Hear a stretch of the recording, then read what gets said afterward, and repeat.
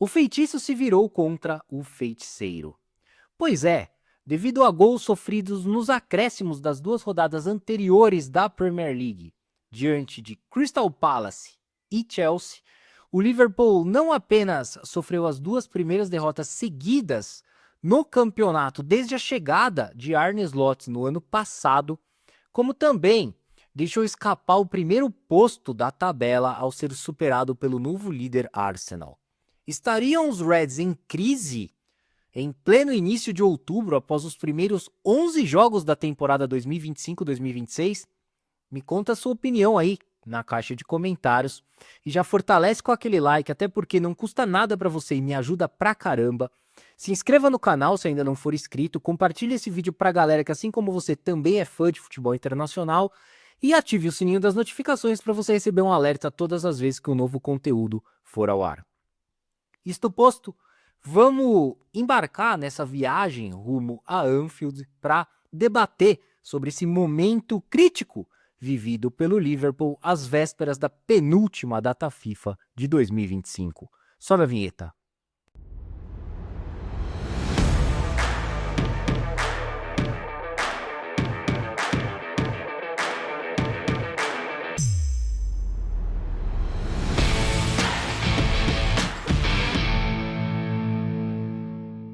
Bom, vamos lá. As 5 vitórias conquistadas pelo Liverpool nas 5 primeiras rodadas da Premier League, somadas ainda aos triunfos sobre Atlético de Madrid e Southampton pela Champions League e pela Copa da Liga Inglesa neste mesmo período, aumentaram ainda mais o favoritismo dos Reds nas casas de apostas no que diz respeito à corrida pelo bicampeonato inglês. Afinal, eles encerraram a 5ª rodada da Premier League com 5 pontos de vantagem na liderança da tabela devido a essa campanha de 100% de aproveitamento. Então, projeções completamente dentro da normalidade, tendo em vista que o Liverpool, além de ter mantido a base da equipe campeã inglesa na última temporada, ainda a reforçou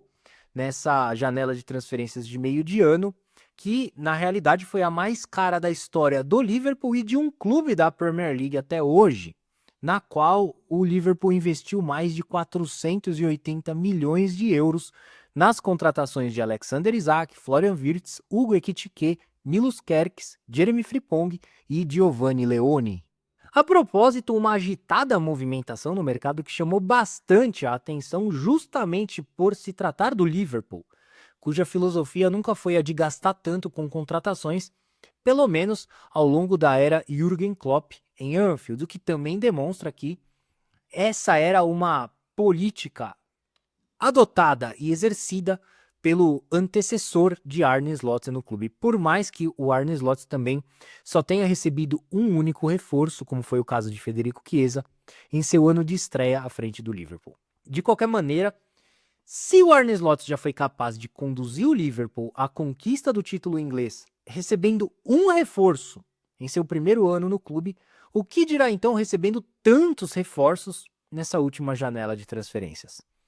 Era assim, repleto de elevadas expectativas, que o Liverpool adentrou a temporada 2025-2026, sendo apontado como principal postulante à conquista do bicampeonato inglês, tanto pela opinião pública inglesa quanto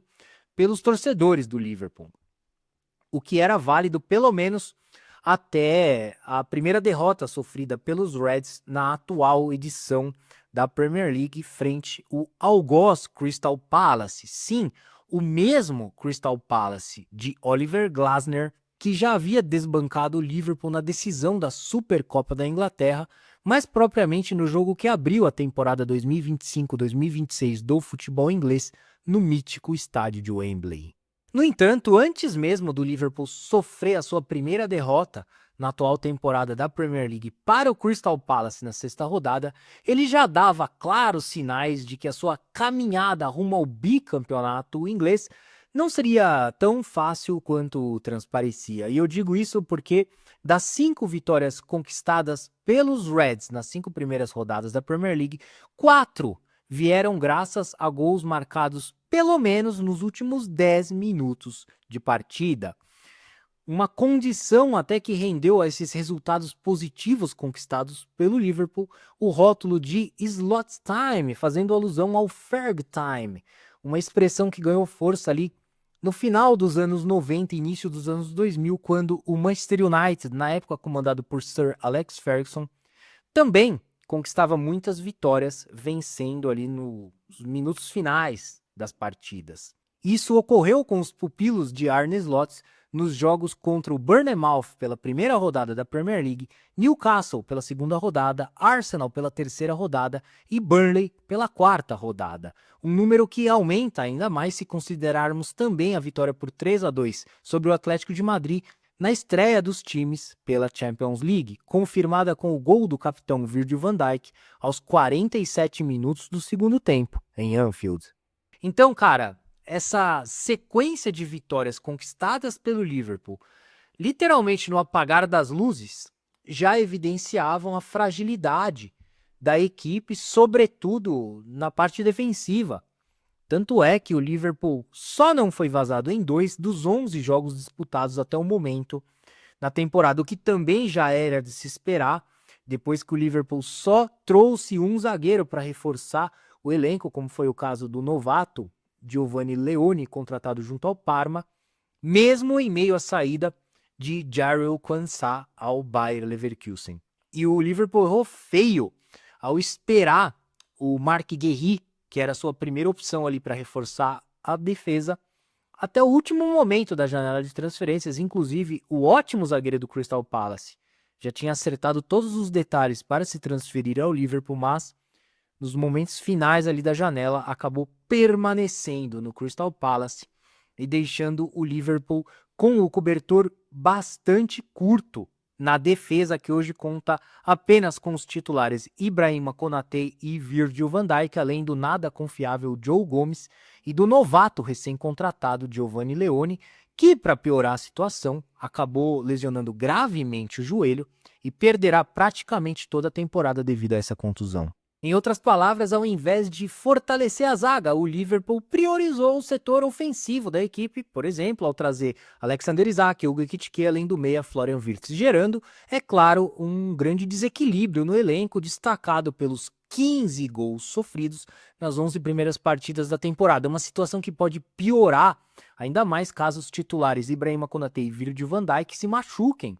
né? Assim como ocorreu com o goleiro Alisson na partida contra o Galatasaray, o que significa que o Liverpool precisa da sua dupla de zaga titular plena e longe de lesões, pelo menos até o próximo mês de janeiro, quando uma nova investida em Marc Guéhi deve acontecer. Por sinal, é fundamental que os Reds não repitam o mesmo erro de focar única e exclusivamente na contratação do zagueiro do Crystal Palace e tenham ali um plano B, C e até D, caso essa negociação não avance, uma vez que o seu principal concorrente na briga pelo título inglês, Arsenal, reforçou muito bem todos os setores da equipe. Bom, e depois das derrotas frente Crystal Palace em Londres e Galatasaray em Istambul, o Liverpool voltou a cair na capital inglesa, porém desta vez diante do Chelsea, no Stamford Bridge,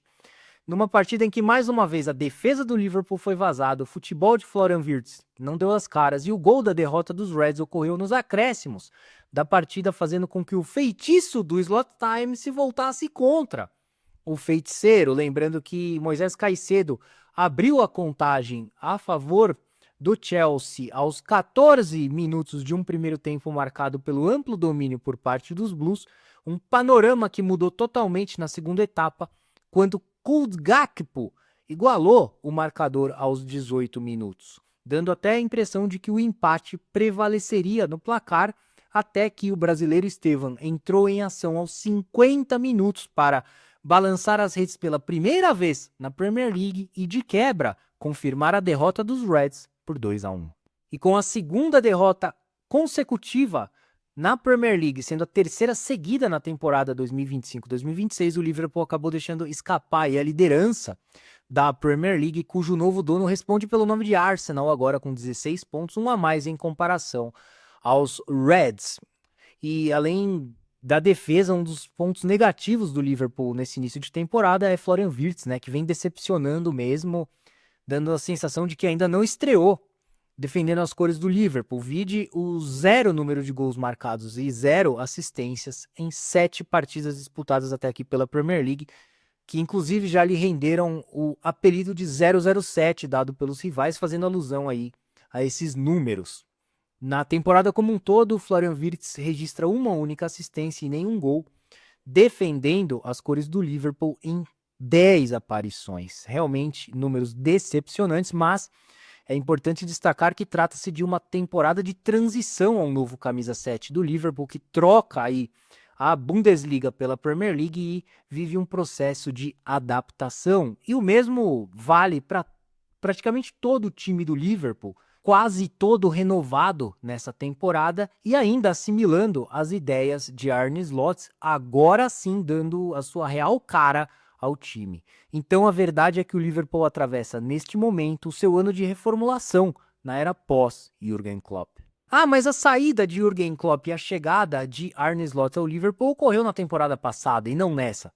Sim, é verdade, porém naquela oportunidade o ex-técnico do Feyenoord desembarca em solo inglês, assumindo absolutamente a mesma equipe que atuava há anos sob o comando de Jürgen Klopp. E nessa sua segunda temporada o desafio é bem diferente. Com a vinda de tantos reforços que eram verdadeiramente necessários, considerando que a queda de rendimento do Liverpool no segundo semestre da última temporada ocorreu exatamente porque os Reds não tinham profundidade no plantel, não é surpresa que as coisas estejam mais desarticuladas. Acaba sendo normal numa temporada de transição. Logo, é preciso muita paciência dos torcedores do Liverpool, acima de tudo, em relação aos novos reforços, como é o caso do Florian Wirtz. Por mais que o montante de 125 milhões de euros investidos para contratá-lo acabem pesando nessa fatura, ou melhor dizendo, nessa cobrança excessiva sobre o meia de 22 anos de idade. Então, resumindo, todos os problemas que Arne Slot precisa resolver no Liverpool, referentes à vulnerabilidade defensiva da equipe, ao impacto de Florian Wirtz no meio-campo e ao encaixe das novas peças para o funcionamento de toda a engrenagem, já despontam como os principais obstáculos do técnico holandês nesta sua segunda temporada muito mais desafiadora em Anfield.